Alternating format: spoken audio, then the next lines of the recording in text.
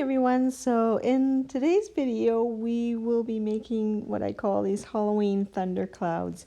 So I'm just showing some stickers that I used, and I used some cloud dies, and I used all three sizes that I had.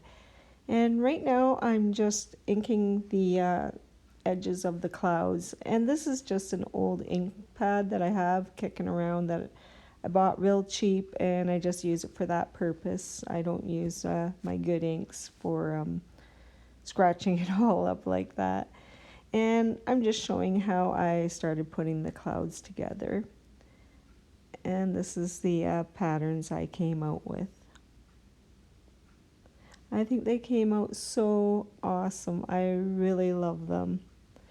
And I got this sticker pack from Michael's on sale about a year or two ago, so I'm just using a lot of the word stickers that are in there, and I did use some of the other stickers. I think it's more for a planner, but yeah, it was on sale, so I just bought it, and it was great for this project.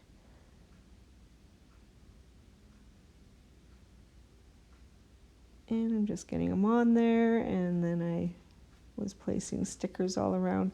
And then there was a couple that I thought I would try some embossing powder on. So I put that on in the next part here. Here I go. So I'm just putting some really wet glue around the lip of the cloud. And I go all the way around, and then I'm going to put some black embossing powder. And I didn't do it to all of them, but I wanted to try a couple of them, and I do like the effect. It gave it extra added texture and made it stand out more from the other ones. And I just think they all turned out so adorable, and here they all are right now. I hope you guys enjoyed this video, and if you did, please give it a thumbs up, and if you haven't yet subscribed, please subscribe, and we'll see you in the next video. Take care, everybody. Bye for now.